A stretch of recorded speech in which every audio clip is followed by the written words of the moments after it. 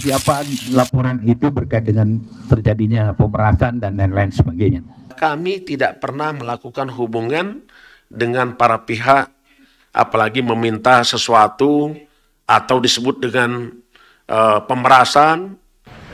Kami berpesan pada anggota karena ini menyangkut laporan yang dilaporkan oleh orang yang dikenal publik, kemudian juga menyangkut lembaga yang juga dikenal publik, penanganannya harus cermat, harus hati-hati. Oleh karena itu saya minta tim dari Mabes untuk ikut turun.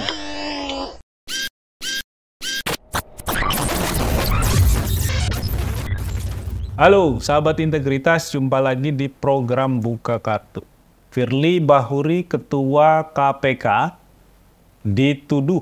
diduga memeras Menteri Pertanian Syahrul Yassin Limpo dalam kasus dugaan korupsi yang diduga melibatkan sang menteri. Ya, apalagi kemarin KPK juga sudah menetapkan Menteri SYL ini sebagai tersangka beserta sekjen dan salah satu pejabat di Kementerian Pertanian. Nah, kasus Yassin sendiri di KPK merupakan juga kasus dugaan pemerasan kepada para bawahannya agar para bawahannya menyetorkan sejumlah uang yang itu digunakan oleh yang bersangkutan untuk kepentingan pribadi. Kita juga bisa mendapatkan informasi itu di media, terutama ketika salah satu pimpinan KPK, Yohanes Tanak, menyebutkan bahwa uang-uang yang disetorkan kepada Yassin Limpo itu digunakan untuk menyicil Alfard dan lain sebagainya. Nah, kita sedang tidak membahas kasusnya Yassin, tapi kita akan mendiskusikan indikasi atau dugaan pemerasan yang dilakukan oleh Ketua KPK. Ini adalah berita besar, karena selama ini kita belum pernah mendengar, ya, sepanjang KPK berdiri ya di 2003 ke 2004 dan beroperasinya KPK di 2004 sampai terakhir sebelum Firly Bahuri menjabat sebagai Ketua KPK, kita nggak pernah tuh mendengar ada laporan, indikasi, proses hukum kepada pimpinan KPK karena diduga memeras para pihak yang sedang diproses oleh KPK. Nah, untuk membahas soal itu, kita akan diskusi dengan Emerson Yunto dari Visi Integritas. Apa kabar, Son? Baik, saya baik. Pak Firly belum tentu. Ini nih, Firly Bahuri disebut-sebut terlibat di dalam pemerasan ya. Bahkan fotonya kan juga sudah beredar saat ketemu dengan SYL gitu ya. Tapi kita tidak mau membahas itu karena sudah didiskusikan juga sama media, masyarakat juga sudah tahu gitu ya. Tapi kita mau bahas dulu yang sangat mendasar. Karena KPK itu kan menjerat kepolisian ya, bukan KPK ya. Kepolisian Polda Metro Jaya itu kan melakukan proses penyidikannya dengan pasal pemerasan. Tapi pada saat yang lain kita juga kadang mendengar para pejabat publik disangka menerima suap, menerima gratifikasi gitu ya. Ini untuk kepentingan edukasi saja. Bedanya yang paling jelas di mana sih ketika orang itu dijerat dengan pemerasan, suap, atau gratifikasi? Ya, ini yang sering kali ketukar-tukar ya. Pertama gratifikasi, suap, sama pemerasan.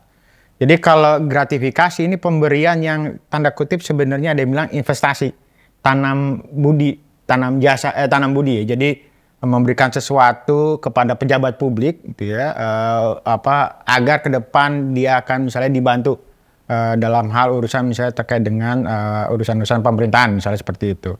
Jadi pemberian segala hal ya, semua hal yang berbau kenikmatan tanda kutip. Nah, kalau suap menyuap itu ada proses transaksional. Jadi kalau gratifikasi itu bersifat ikhlas tanda kutip, kalau suap ada transaksional yang itu sifatnya deal, kesepakatan pihak penyuap dan penerima suap. Jadi ada deal-deal angka-angka tertentu untuk misalnya melakukan proses suap. Nah, beda dengan gratifikasi. Gratifikasi ada unsur paksaan di situ. Pemerasan, Mas. Pemerasan.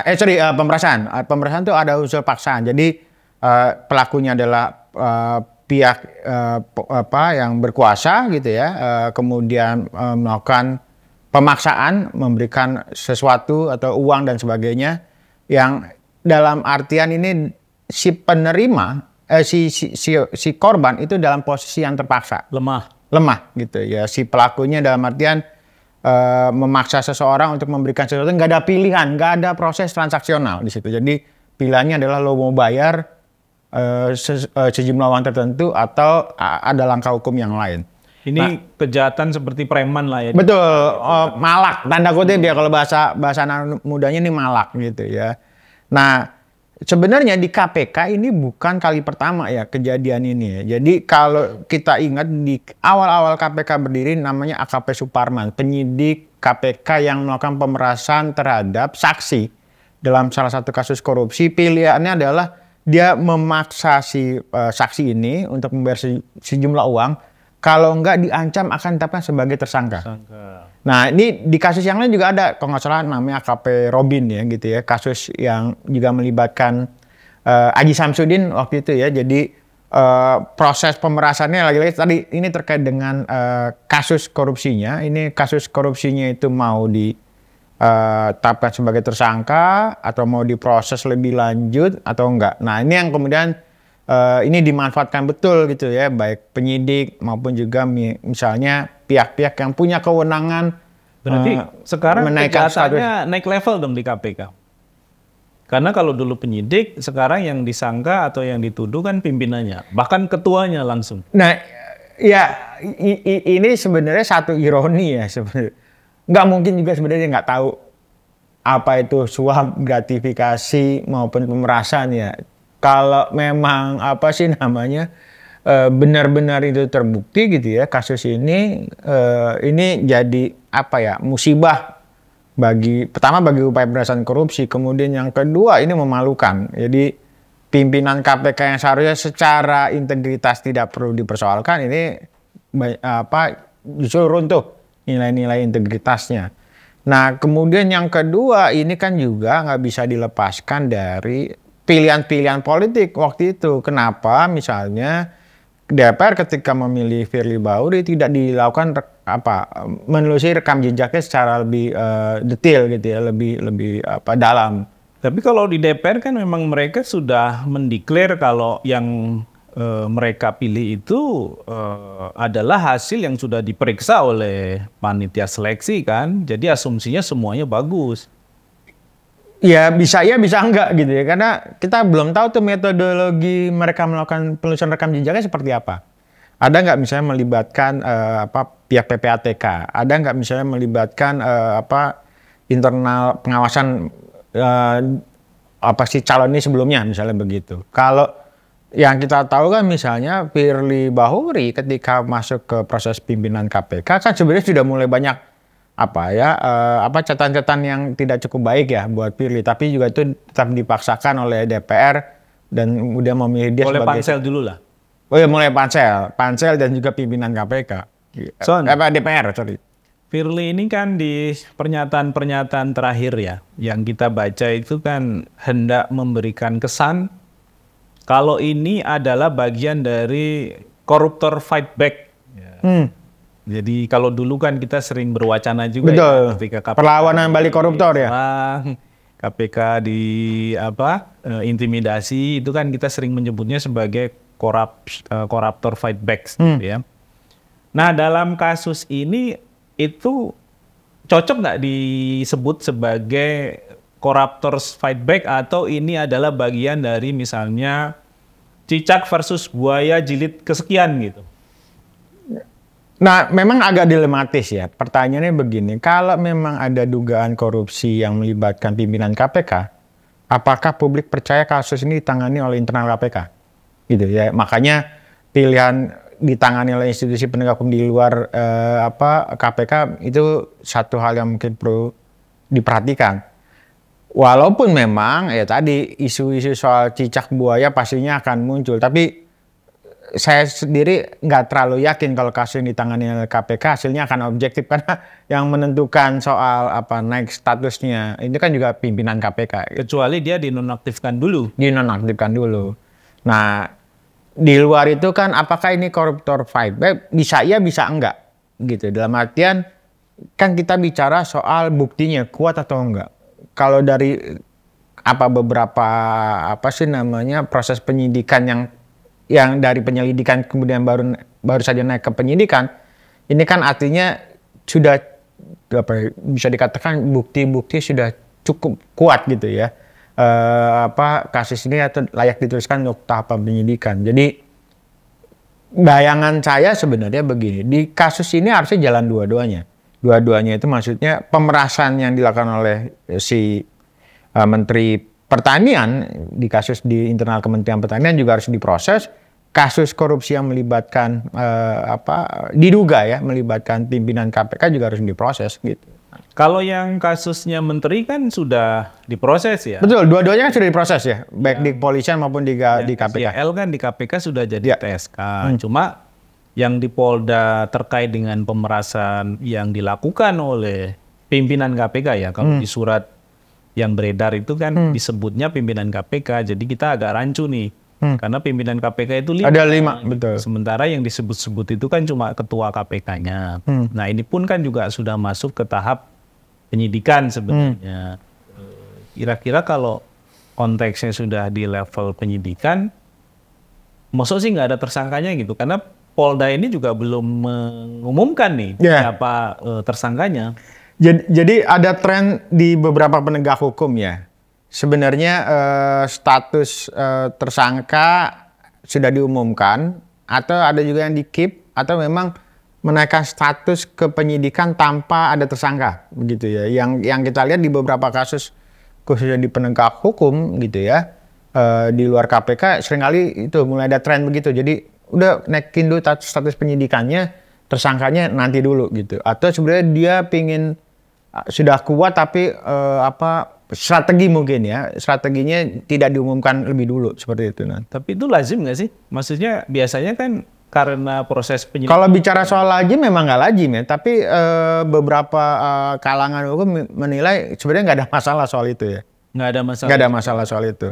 Tapi potensi bahwa kasus itu hilang di tengah jalan sangat mungkin gitu. Jadi sudah tetapkan sebagai, ada beberapa kasus yang ditangani penegak hukum lain sudah status sebagai penyidikan tanpa penyebutan tersangka, tapi begitu atensi publik hilang, kasusnya juga hilang gitu ya, entah di peti S kan maupun juga di SP3 secara diam-diam. Kalau kita nggak bisa menyebutnya sebagai cicak lawan buaya, ini yang cocok apa, Sun? Saya belum berpikiran apakah cicak lawan buaya atau komodo lawan buaya gitu ya, karena dua institusi ini kan saat ini juga dalam kasus korupsi sama-sama bisa dikatakan buas dua-duanya. Jadi kalau ada kasus korupsi ya baik kejaksaan, polisian, juga KPK itu punya kewenangan yang cukup luar biasa. KPK lebih besar daripada penegak hukum yang lain. Tapi ini kan kasusnya melibatkan pimpinan KPK. Ini yang baru kali pertama terjadi gitu ya. Kalau di luar kasus korupsi kita mungkin ingat kasus Antasari Ashar, tapi kasusnya dugaan pembunuhan kan, keterlibatan pembunuhan. Tapi di kasus korupsi ini kan menarik. Menariknya apa? Pimpinan KPK diduga tersandung dalam kasus korupsi.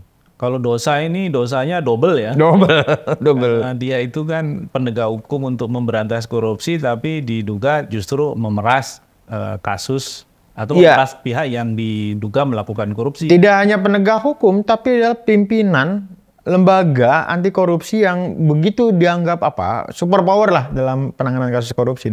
Dan ini berarti ada dampak yang harus diantisipasi ya. Betul. Sama di KPK ya, karena KPK ini kan beberapa tahun terakhir juga mengalami kemunduran ya dari sisi kepercayaan publik. Ya, dari tahun ke tahun ya, khususnya kita mencatat di era Firly Bahuri ya. Jadi mulai dari proses seleksinya, kemudian ketika dia menjabat dan memimpin KPK gitu ya, itu kan selalu banyak pertanyaan dan selalu banyak isu yang kontroversial yang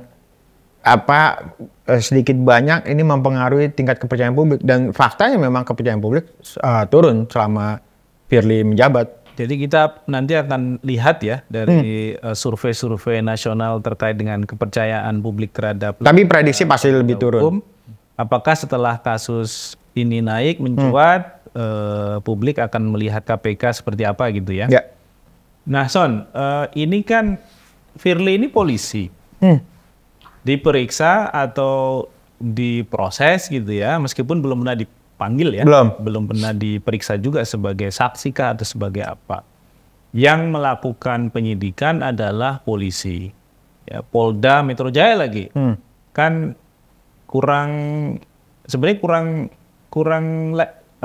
levelnya nggak sama nih. Ya, harusnya Mabes Polri ya. Harusnya kan Mabes gitu. Ini yang meriksa Polda. Apakah ini ada satu pesan yang disampaikan gitu ya oleh kepolisian bahwa ya Firly meskipun polisi ya nggak terlalu dianggap gitu?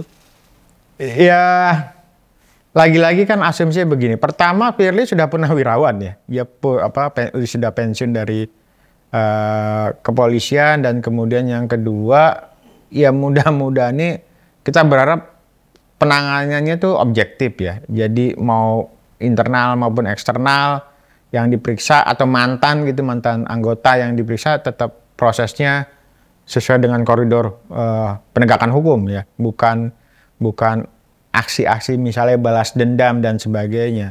Jadi kalau bicara soal ya baik KPK maupun juga kepolisian itu pernah mengalami juga fase mereka menangani anggotanya yang terlibat dalam kasus-kasus korupsi, dan hasilnya sementara ini so far so good gitu ya. So nice gitu Pak Nur. Itu sosis dong. Sosis betul. Itu ini apa sih namanya ya, akhirnya berujung sampai ke proses pengadilan dan divonis penjara. Jadi tugas kita semua termasuk juga media gitu ya adalah mengawal kasus ini agar kasus ini berjalan secara on the track. Polisi berani nggak sih menurut lo, Son? Karena kan Firly Bahuri sebagai ketua KPK itu satu dulu yang milih pansel. Pansel itu representasi dari ya suaranya presiden kan, karena yang membentuk presiden. Dalam proses seleksi lolos Firly-nya, presiden juga setuju, dibawalah semua nama itu ke Komisi 3. Komisi 3 juga akhirnya sepakat secara bulat untuk menjadikan Firly Bahuri sebagai ketua KPK.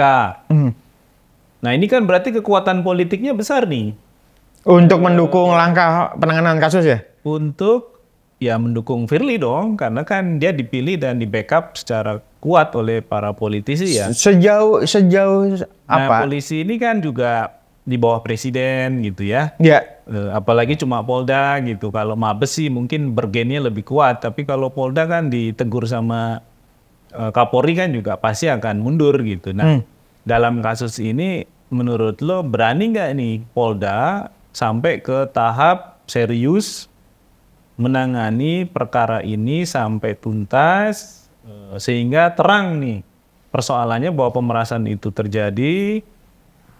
Siapapun pelakunya, termasuk misalnya kalaupun itu akhirnya mengarah kepada ketua KPK ya diproses gitu.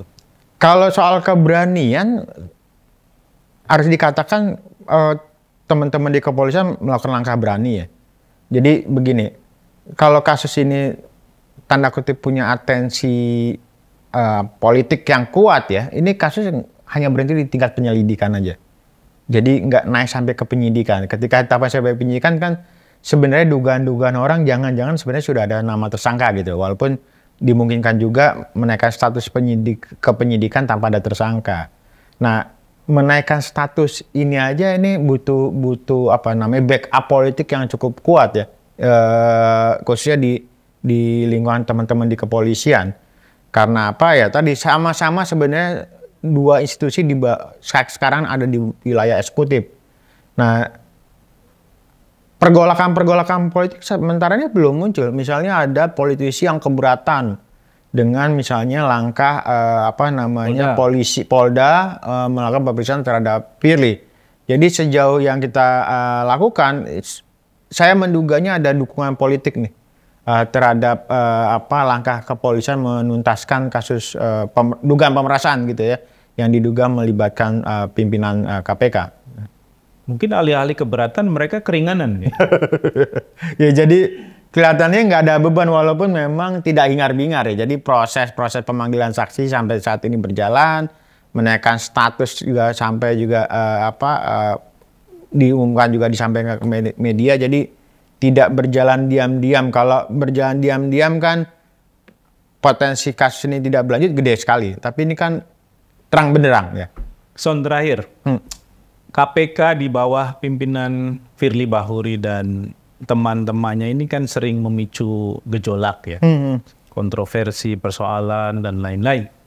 Dan kita teringat dulu putusan MK terakhir ketika Nurul Gufron sebagai salah satu pimpinan KPK itu menuntut perpanjangan periode pimpinan KPK menjadi 5 tahun.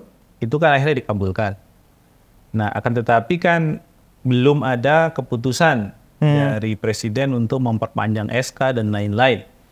Nah, apa yang harus dilakukan oleh Presiden nih? Karena kan babak belur nih KPK. Ya. Dan sepertinya ya Presiden harus bertanggung jawab dong, karena dia yang milih. Jadi sebenarnya idealnya gitu, kalaupun ada putusan terkait dengan perpanjangan masa jabatannya pimpinan KPK, idealnya itu baru diberlakukan pada periode yang berikut. Nah, ini kemudian bisa dibaca sampai saat ini Presiden belum pernah membuat atau mengumumkan tentang keberadaan panitia seleksi nanti KPK. Artinya apa? Presiden nampaknya setuju dengan putusan Mahkamah Konstitusi untuk memperpanjang, walaupun belum ada declare ya. Tapi pembacaan publik seperti itu. Jadi kalau mau kan sebenarnya harusnya ini momentum juga, misalnya kalau mau Jokowi melakukan upaya pembenahan dukungan terhadap KPK, ya segera bentuk tim pansel KPK untuk memilih gitu ya. Jadi masa jabatannya cukup 4 tahun. Walaupun memang kita akan terbentur di masa 4 tahun kan sebenarnya akhir Desember ya. Jadi perlu ada kejar-kejaran atau ada proses transisi seperti itu. Nah, ini yang harus dilakukan oleh Presiden sebenarnya, bisa melakukan pemilihan calon pimpinan KPK, melakukan seleksi, dan kemudian memilih figur yang terbaik gitu ya, yang lebih berintegritas untuk memimpin KPK. Tapi saya nggak tahu, Presiden kan punya sebenarnya pertimbangan sendiri ya, kenapa ini tidak dilakukan. Walaupun dari masyarakat sipil sendiri, termasuk kita, mempertanyakan soal itu. Kenapa Presiden pertimbangannya itu keluar dari kepentingan masyarakat?